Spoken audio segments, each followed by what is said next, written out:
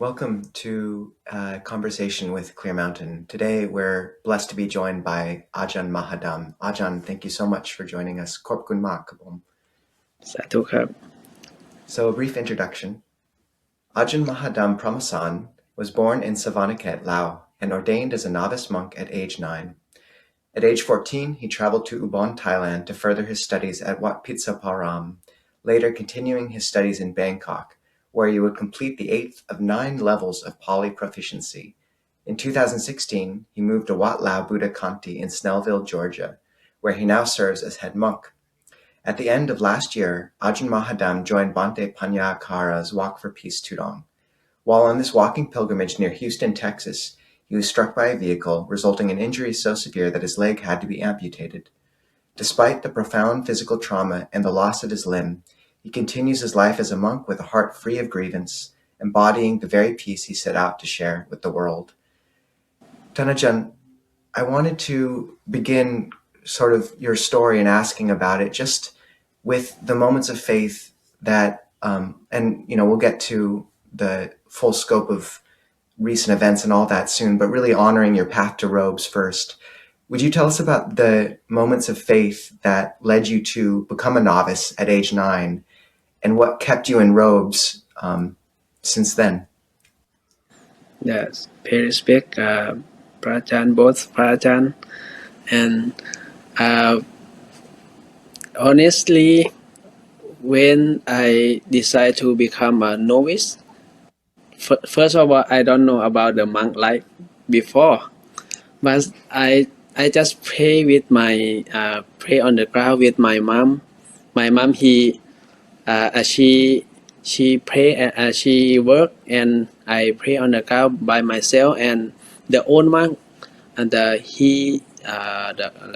my relative, he come and he asked me, he asked my mom to he said this boy can pray with themselves, he can become a novice. Then he asked me, do you want to become a novice? I just say yes. And that moment I just 7 years and I very small body. Yeah, but my mom not allow me to become a novice. Then I wait 2 years, waiting 2 years and become a monk. And after he asked me, I think about the become a novice, but I don't know any precept of the monk. Just one thing is no dinner. No dinner. Yeah. Wow. And so no dinner at age 9, that's very difficult. But you stuck it out and then you moved to Thailand when you were 14, is that correct? Yes. I become a novice in Sarawak province in my country. Yeah.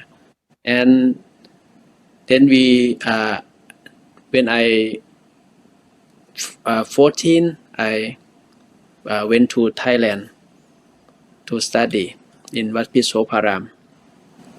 Ajahn, you've spoken about at age 14, a second birth, your birth as a monk. Why do you think of that moment as your second birth? Because honestly, when I become a novice in Laos, in Laos we don't have the Buddhist school. We have Buddhist school, but just normal, common Buddhist school, but no practice, no more practice meditation, and no more teach about Buddha teaching. Just learn like a normal kid, right? But we just have the subject about Buddha story and Dhamma Vinaya, is something like that, but not deep.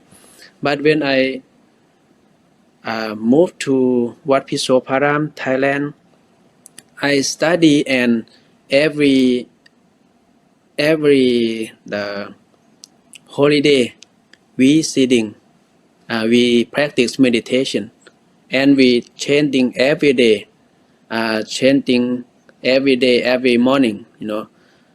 That's why when I learn about Buddha teaching, it's a really like I know it's a really I have the like a new life when I study deep, and I feel like I born again with the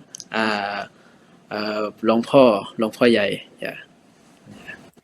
Did you find it difficult? I mean, just being 14, leaving your country, leaving your family, leaving your language. The written script is not the same as Thai.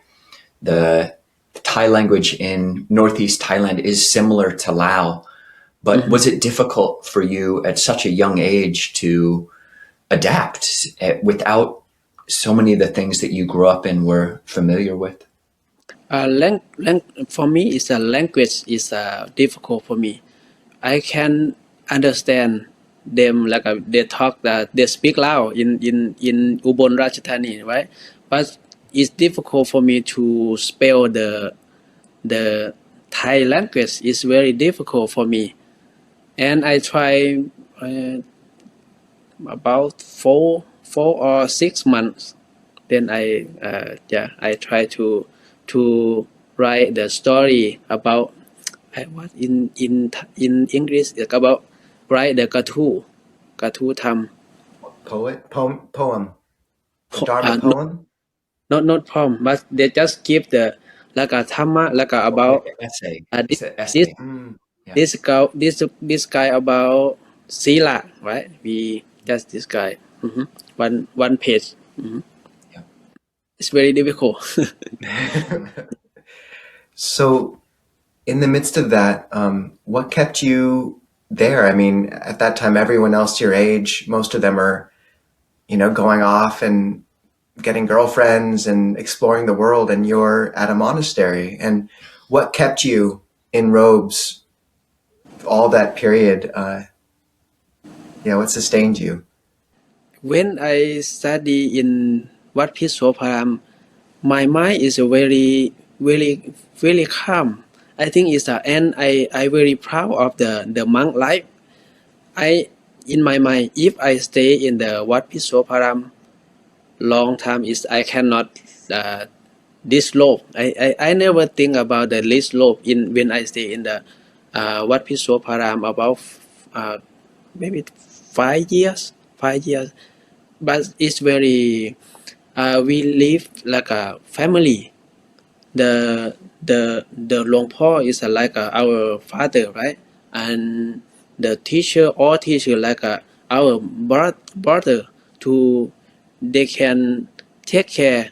We can take care each other. Is a really I feel like a home, like my home.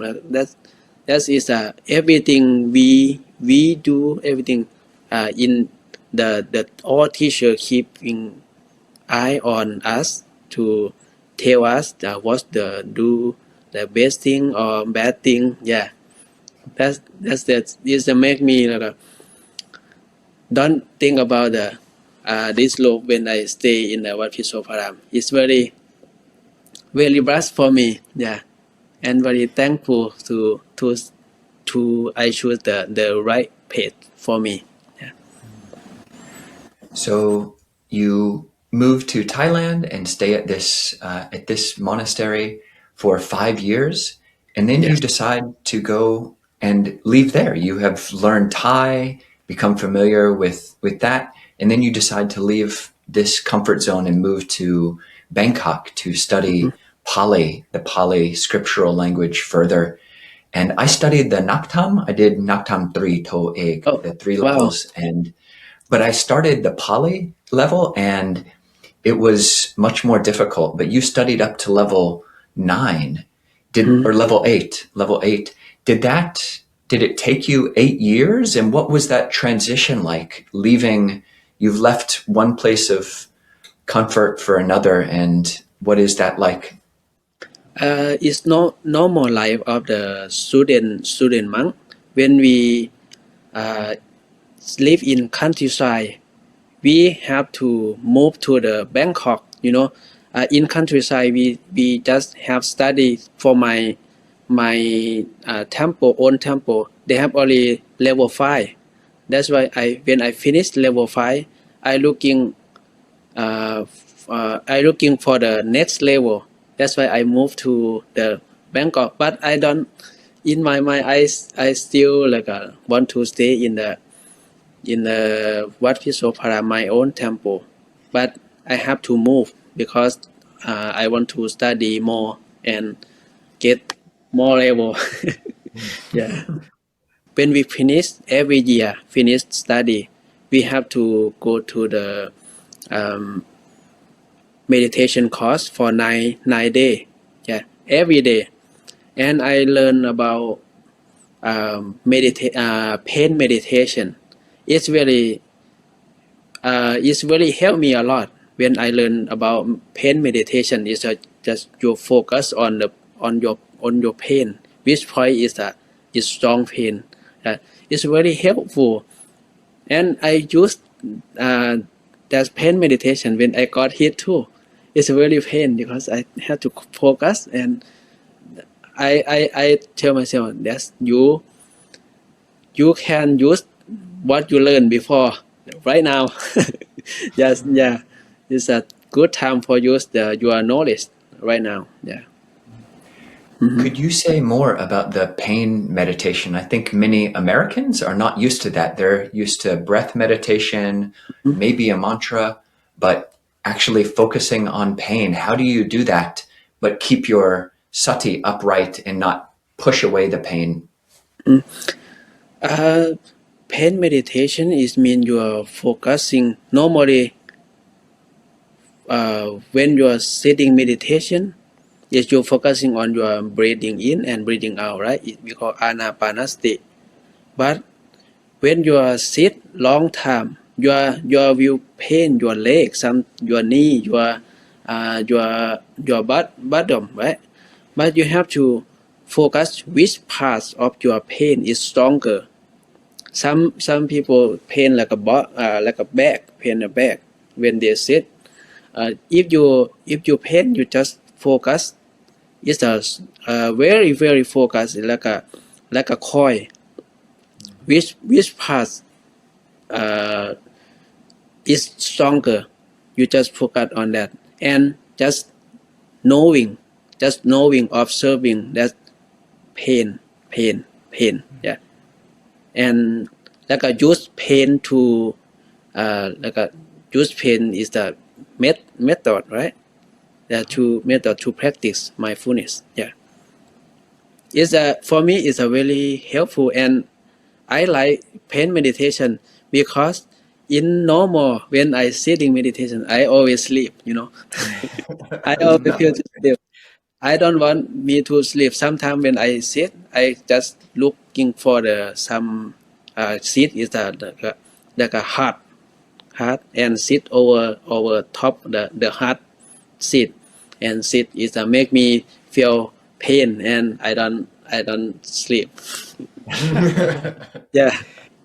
Ajahn, I want to, actually, this is a good segue, and I think we can return to more of your general path. But you spoke about how you used pain meditation during the accident, and maybe actually we can take this opportunity to just move to that for a time.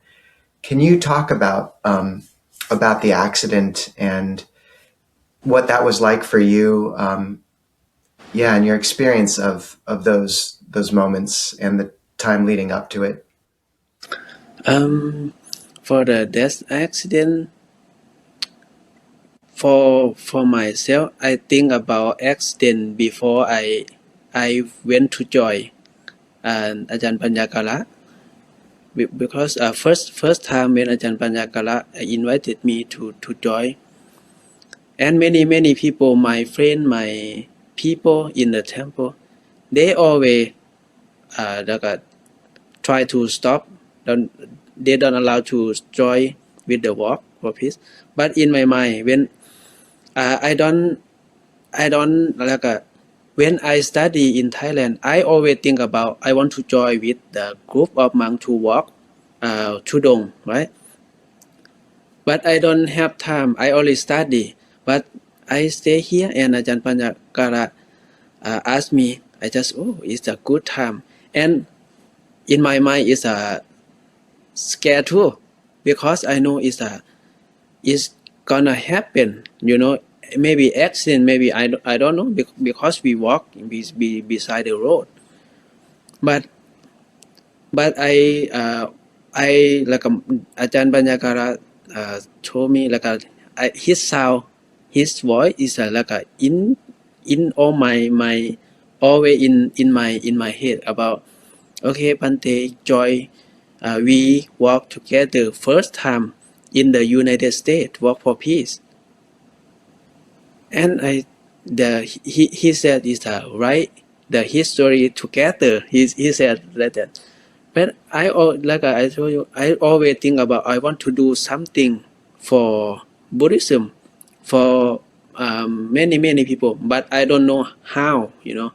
But when I think about the walk for peace, he invited me. I just decide to go with him, even I know it's a dangerous and very rich. But I know if my karma is gonna die by accident, I stay in the temple, I will gonna die by accident too. Yeah, that's why if I die when I walk, I die with my work, my job, by to spread the Buddha teaching. I think like that. That's why I join him, and I got accident. Yeah. Could you tell us a little bit about the lead up to the accident? It was outside of Houston, maybe a bit after 7 p.m. How long had you been walking before before that day that the accident happened? I joined the group uh, on November 11, when between Austin and Houston, and when I joined them, and they continue to walk to Houston, and we stay in the Houston a couple days, and we walk when we almost outside, and on in November 19, we out of the Houston, in Dayton, Texas. That's why the police just left us. When we walk in the Houston, we have the police escort car. Yeah, but when we out of the Houston, the police just left us that day. And that day is normally I walk in the middle of the monks, but that day is I very pain my leg, very pain is and I don't want to go to with the car, but I want to train myself. I just walk, I walk slowly, but I cannot follow the monk. I just walk slowly, and we have the one escort car, just our car, but not police car. But they have the light to like a signal to escort, just follow. But that day is almost over 7. That's a little bit dark, but we wear the light. Yeah, and I just walk and focus on my pain, my step, and I just heard the sound of car brake, and just hit me, and I cannot do anything. But mindfulness is very strong. I very proud of myself. Like why that moment I thought I die already, but I think, oh, now I'm die already, but I very proud, and then in that moment I die with mindfulness. Yeah, I die with mindfulness, but then that everything is sound like a calm, and I heard my ear is just heard many people come and talk about what happened, is who laid down is they talk, and oh, I still alive. But that moment, I always think about, even I stay alive now, but I gonna die every time because of my pain. I don't know, it's a my body is a like a bad accident, you know. I can die every time. That's why I only focus. I I just push anything in my life like a push away. Think about only focusing on my breathing in and breathing out, and focus on my pain. That's only, I think that only breathing is can help me. Mindfulness, it can help me. Nothing can help me. The object in be outside of me, right? You know, like a family, like a people, friend. I don't think about anyone. I just focusing on my breathing. That's it. Yeah. Ajahn, do you use a mantra with your breath, like Buddho, Buddho? No, just the breath, no mantra. No, just breathing, just knowing and breathing. For me, is when I practice in Wat Piso Param, I use the Pong No Yup No. It's about my movement, stomach movement, but Stomach. make me Nice. sleepy. And when I use Putto, I always like when I focusing, I focus, but my like my Putto is like gone. Like I don't like follow the you know. I just focus on feeling. That's why I don't mantra. Yeah. Yeah.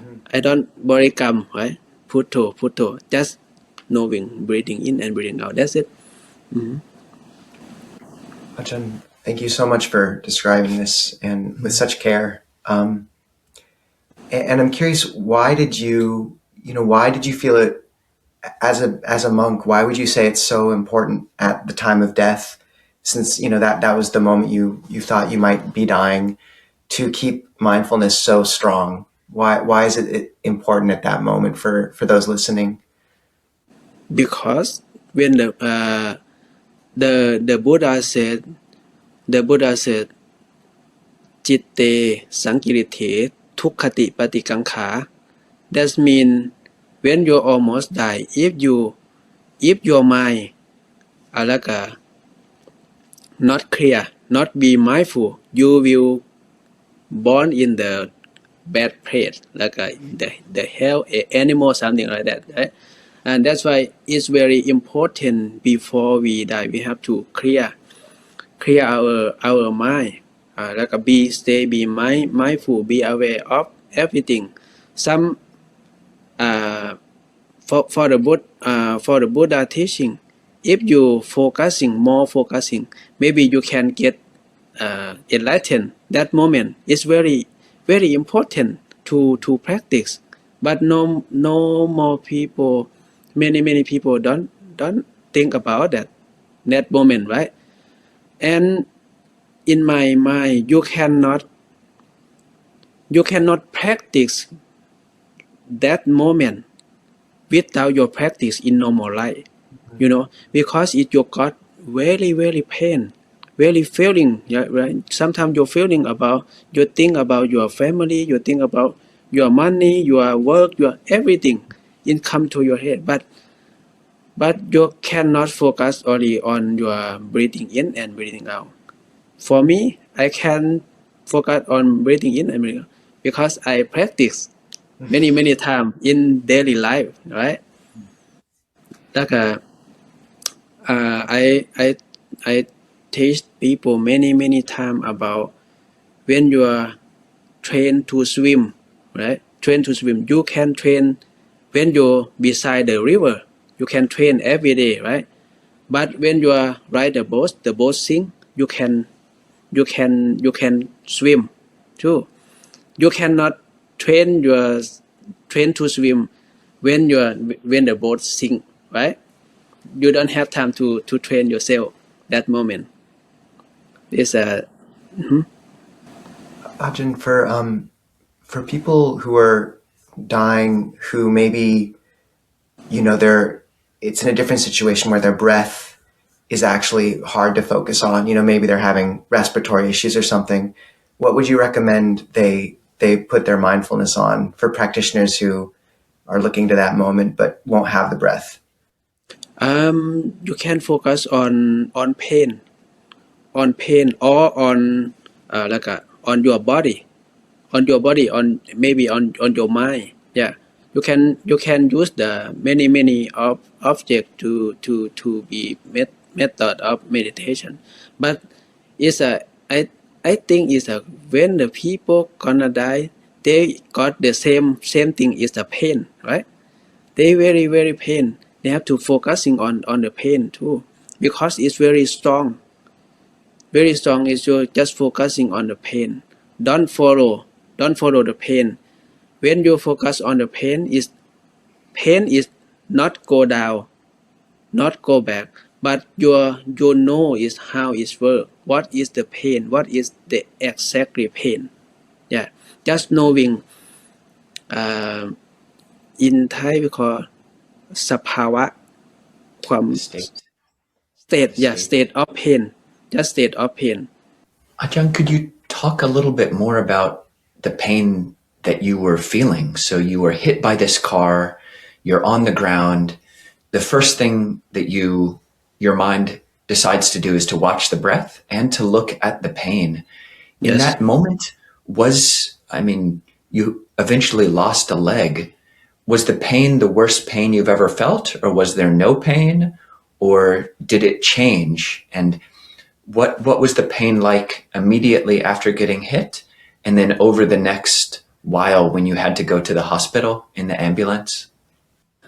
It's first time I very pain on my right leg, because is my right leg is have a more sketch, right? Impact or Scrapes, abrasions, scratch. To scratch, Yeah. right? That's when the sketch touch the ground, it's very pain. But in my left leg is I feel like I only มันเป็นมึนๆนะมึน It was like it was numb. It was totally numb. it's numb, only numb is on my left leg. That's I in my mind I thought is the right leg is very bad than the left leg. Yeah, but when the ambulance man they fix they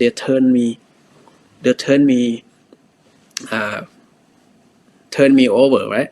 Turn over. I just know it's my left leg is very bad, because it's very pain, and I lost a loss of blood, my blood. That's they give me the morphine. Morphine is a very I waiting long time for waiting for the helicopter, They took me to the ambulance and I lay down on the ambulance, and I think why they stay but they don't move to go to hospital, right? But they call to the helicopter. That's they say if I ride on the ambulance I gonna die, because I lost my breath and I very pain. So when I get into the helicopter, I always ask the woman he sit beside me, and I ask her, can you give me the pain medicine? He said, not, I don't give you, because you got enough. No, in my mind, I just ask her, only I want friend to talk with me. yeah, because it's very my body is shaking. He asked me, "Are you cold?" No, I'm not cold, but I'm shaking. My body is shaking. Yeah. Ajahn, after the accident, in terms of navigating the hospital and then learning that you'd have to have the leg amputated, can you talk about how you practiced with that process of learning you'd lose a leg, coming to terms with that, and how you're holding it now? Um, for me, I think I do the best thing. I do the best thing for other people for Buddha Sasana, right? We like Ajahn Panya in the morning when God extend at night, right? In the morning, Ajahn Panya Kara came and the all of monk came and they very suffer about this accident. But I just asked them, yeah, Ajahn Panyakara, he don't want me to. He think about my reputation. He don't want to. He don't talk about accident. Even the news, many news come to him, and he worry about my reputation. You know, I just told him, Ajahn, please, can you spread this your project, your project to like other people to know from accident. You know, you use my I don't have any like a reputation like any anything to lose. You know, I don't have everything to use. Just use my case to spread your project. Your project you do, I always like support you. And please walk to DC. Even I cannot walk with you. It's a very touched. We talk with each other with a tear. Yeah. But in my mind, I think is I do the good thing. Like I thought before, like I want to do the good thing, best thing for Buddhism, for community, right? But now I can do it. Even I lost my leg. I think it's okay. Even my life is okay too. I think yeah, yeah. That's why I don't feel like don't feel bad about the accident. Ajahn, we just want to honor that, what you just Yeah. said. Thank you.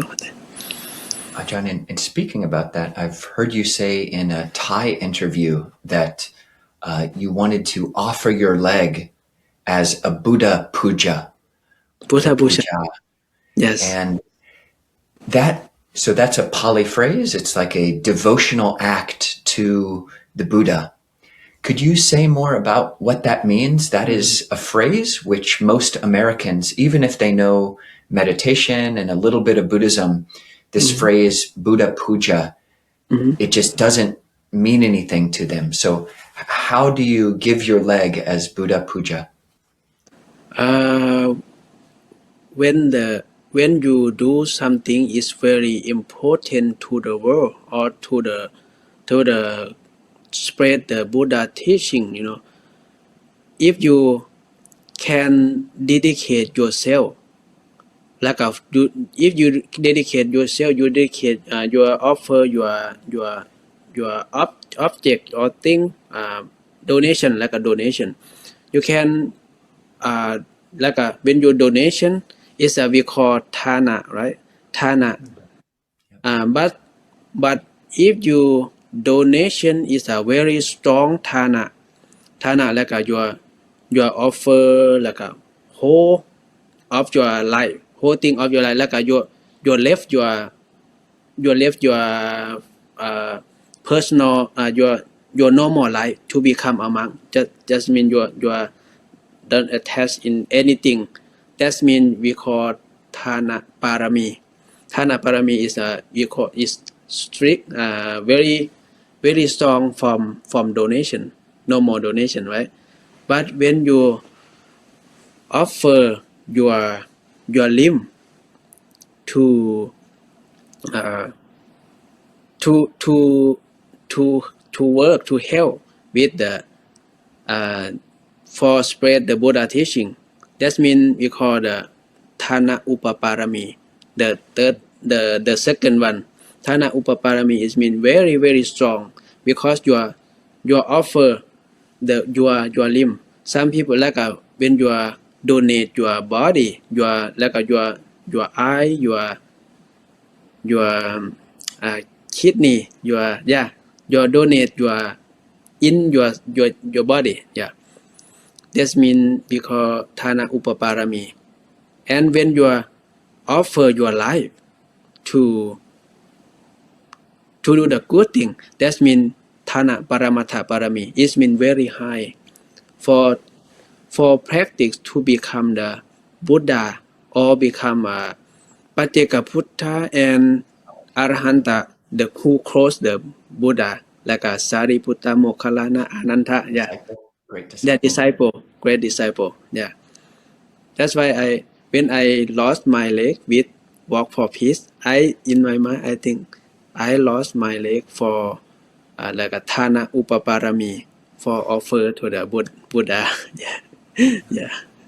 That's very beautiful. And that term parami or spiritual perfection, and what you're Yes. pointing to is also something that many Americans will not have heard of. There's different levels. There's the spiritual perfection and then the even higher spiritual perfection and the highest. And Yeah.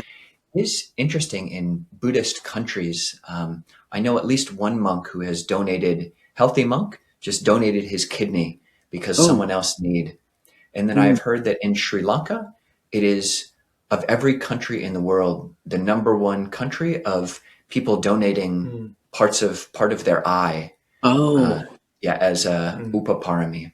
Oh yeah. After Yes. death or while alive? After death. After death, I okay. believe. Yeah. Oh. On that note of the parami, I think Ajahn Kovilo kind of describing it's really helpful because it kind of is not just how you framed the loss of your limb, but Tanajan, I mean, you have given your life to this path. And how do you think about your gift of life going forward? Like what's your hope of how you want to give your life to the Buddha over the rest of your life? For my this life, I will try every way and every part of my life to help the Buddha teaching, to spread the Buddha teaching and to help people to get more be mindful, to practice mindfulness, because it's very important in monk life. Monk life we have two jobs, right? You can become a monk and you can study and practice yourself. And the second one, your practice, you don't have time to study and you only practice. And when you finish your practice, you can spread the Buddha teaching to other people. Dedicate yourself to for Buddhism. That is a monk life. Me too. I want to help the Buddhism is as much as I can. I will do the best for my in my way. Yeah, I will do the best. ทำให้ดีที่สุดเท่าที่จะทำได้ Do the best that you can. I do the best with I can. Yeah, I will do the best with my can. In many phases of your life, you have been a stranger. So you go to Thailand and you are Laotian. And then you move to Bangkok, you are from the country and you move to the big city. And then you move from Laos, Thailand to America. And you are with a lot of people maybe who don't look like you. And have you experienced any racism or people? Have you had to deal with people looking at you as something different? Okay, for me, my purpose is I want to prove myself about prove myself about to help other people or study, right? And I want to like my job is I want to spread the Buddha teaching, and I hope everybody get peace, right? Inner peace in their mind. That's that's the the place is not important for me because I move everywhere and I don't when I change the place. I think it's challenging for me. I think about sometimes when you stay in the same place, you get everything is same. You have to move, right? For me, I need to move the other place to challenge myself to get better. Yeah. Ajahn, kind of circling around your monastic life and that core of how you've dedicated your life. I'm curious, just as to monks who've come from the Thai forest tradition, which Thai Kruba Ajahns you love to listen to the most? Longtam Mahabua, Longpor Cha, or others? Are there some teachers which you've stayed with you all these years? I always listen พระอาจารย์หลวงพ่อสมภพ yeah. Yeah, I really when he talks about food 16 step of mindfulness meditation is I think is a really I want to practice like from the Tipitaka, right? Tipitaka I want to practice like the Buddha teaching, and he when he taught with experience, not from the books, from the text. And for me, I learn about the Buddha teaching from the books. That's why when he taught, I listen his Dhamma talk. I think it's his way is ภาษาไทยเรียกว่าถูกกับจริตว่ายังไงพระอาจารย์ Right for your character. Yeah, it's right for my character. Yeah. Ajahn, have you listened to any of Longpo Cha's talks in Phasa Isan, Phasa Lao? I never but when I was a novice, we listen Long Po Cha every morning when we walk in the correct the food. They open the speaker in the village, right? Every morning Long Po Cha. Yeah. I have heard that his talks, I have listened to many of his talks in Thai, but I don't understand Lao or Isan. But I hear that his Isan language or Lao language talks are more fun. He's more spicy. Yeah. Yeah. Maybe I will try to listen, but I never heard he talk. He speak Isan. Never. There's maybe 20 or 30 of his talks in Isan, I think, recorded. Yeah. Ajahn, on these kind of same notes of kind of getting a little more of your kind of proclivities as a Buddhist monk, I'm curious, have you been to pilgrimage in India? Never. Okay. Never. I think about India and Nepal. I want to walk. Maybe I got the new leg and I can walk. I will walk in India and Nepal. Yes. So happy to hear that. Yeah. Ajahn, you gave maybe the best answer that I have heard in another interview about the purpose of doing that pilgrimage walk, the walk for peace. Like I had read that maybe the walk is to go to DC to ask the government to make Visakha Puja a national holiday or something. And what was your understanding of what was the point of the walk for peace? The Ajahn Panyakara says is we just walk for peace, only for peace, not only for other things, right? But for me is I heard Ajahn Panyakara talk about he can there's an offer, right? Offer the Visakha Busha is the important day in the Texas. They accept the Visakha Busha day to become a important day in Texas. But in the United States, I think is a maybe I don't know is a maybe can change can like use the Visakha Busha day to become a important day, National national day. nationally Is recognized. a it's a good idea, but but they have many religion, it's a practice is more important to push the day to the national day, practice. But now it's many American people, they want to practice. They come to my temple every day to learn about how to practice meditation, and I try to teach them on Facebook Live every day in English, just a little bit, how to practice. It's important. Then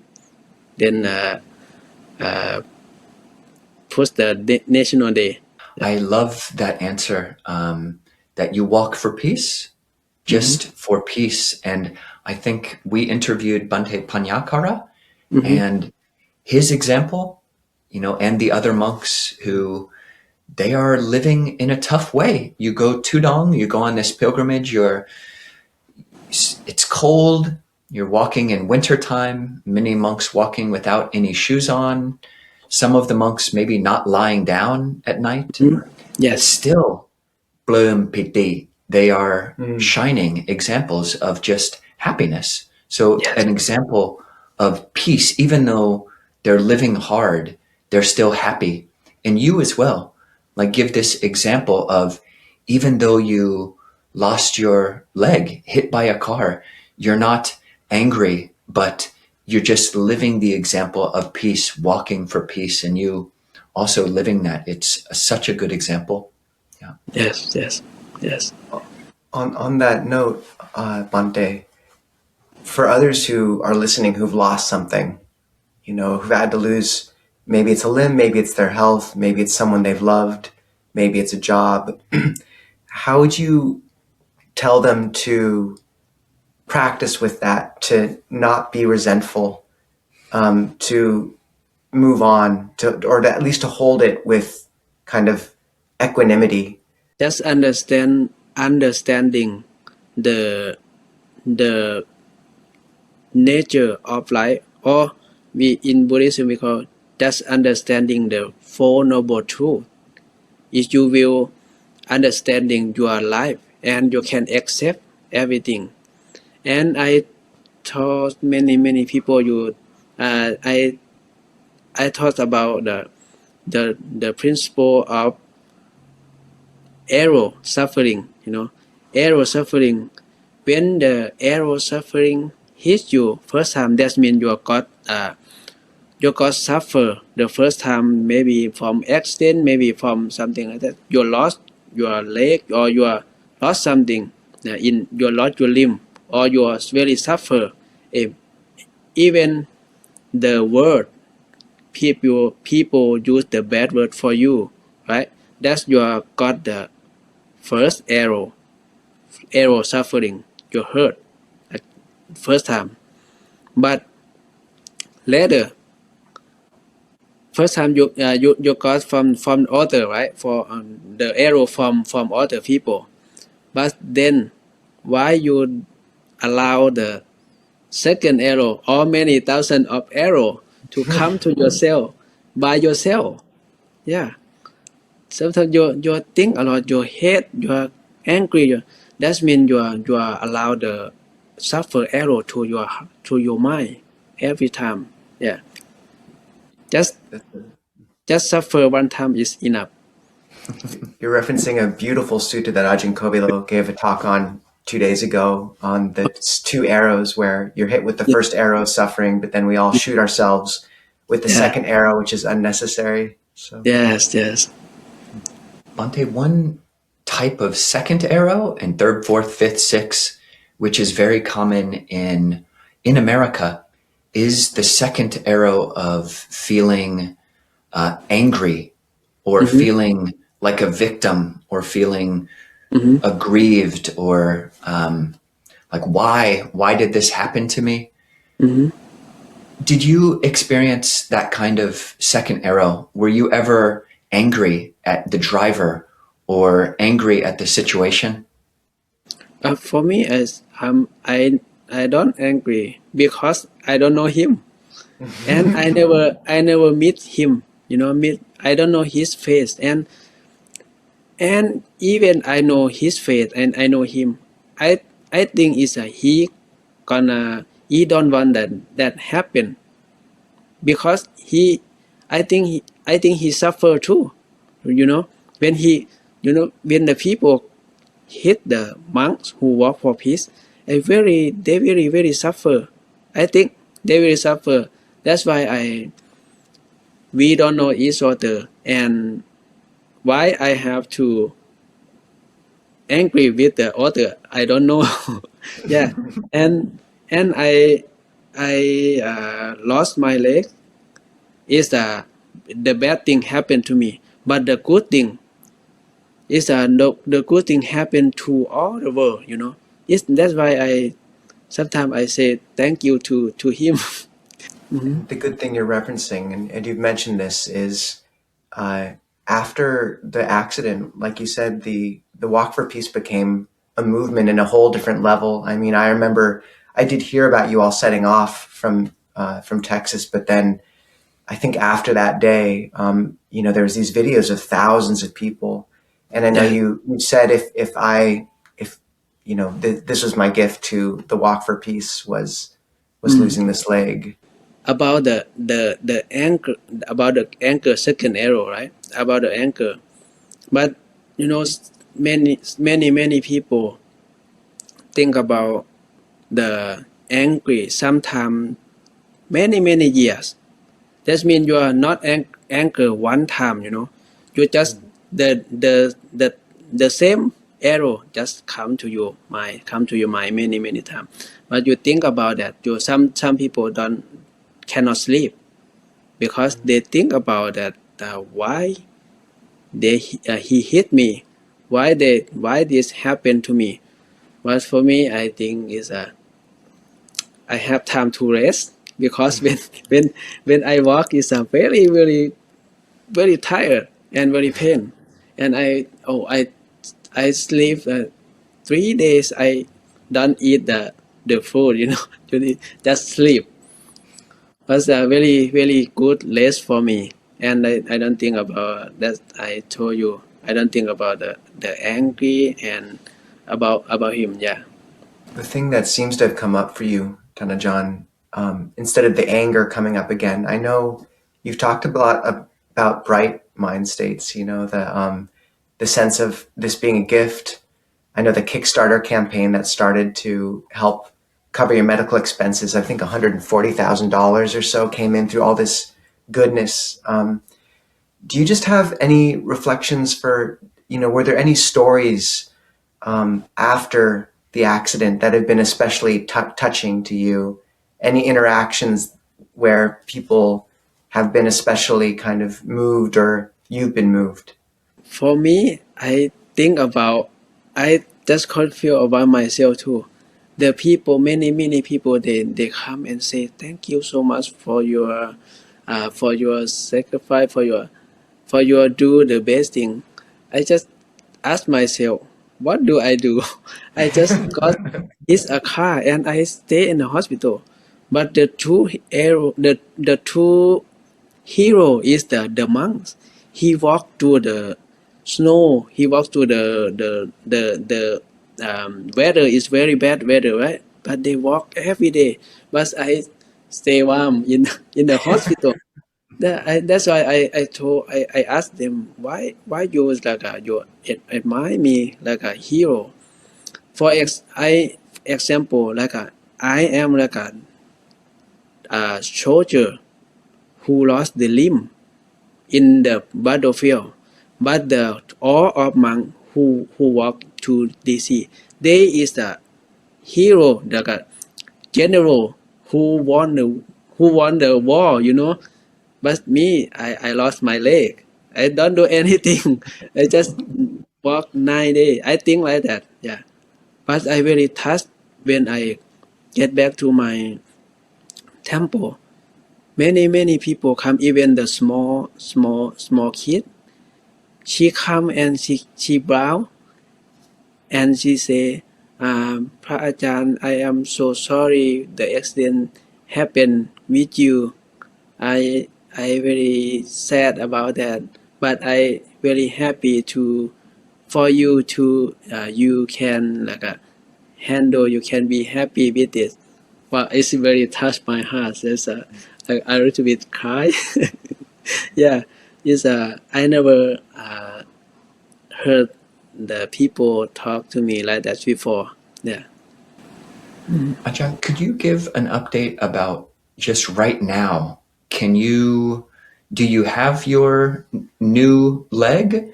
Can you sit meditation? Do you have to sit in a chair? Are you in a wheelchair? And eventually, what is in the future? What is your hope that you will just walk normal with a prosthetic leg? And right now, so I think it's my leg is still the wound is complete healing, but it's still pain because pain, but it's normal for me. Is I can sleep with this with the pain, and I use the wheelchair in normal life. I use the wheelchair and crutches to walk everywhere, and I got the prosthesis leg, but it's still pain when I push on. When I push on to try to walk, is still pain. That's why I used only 1 hour or 30 minutes for one day. That's yeah. In the future, I hope to walk with prosthetic leg like a normal people, and I want to walk again to the many places what I want to go. Yeah, Pudong. Yeah, yes. Ajahn, you said that you feel like you did very little for the cause. You walked for a few days, but I saw a video of you after the accident and in this interview as well, and just your equanimity and how you've held it. I really think were quite a gift and very rare, and very powerful for people. I was affected, and I just want to thank you for that, what you have given all of us. And I hope you do walk for peace through, India and beyond. I hope you come and visit us. And as our last question, do you feel inspired to get your own Aloka the Peace Dog now? Now I got the one dog to stay with me. I name him Bun Long. Yeah, he just come to the temple when I heard when I got accident in Texas, and I stay in the temple. They told me that they have the dog. They take them to the temple. 6 dogs, but 5 dogs is left. But only Bun Long stay in that temple. But now when I went to join the retreat, meditation retreat, he the board member of the Buddha Sattha Dhamma temple, they asked me, do you want the dog? I saw when I saw Bun Long, I love him, but yeah, I just okay. I want to the Bun Long to stay that I take to my temple and the got vaccine and hospital medical, and train him. Thank you, Ajahn, for joining us and for taking time and for all you've given to this asana as well. Okay, very welcome.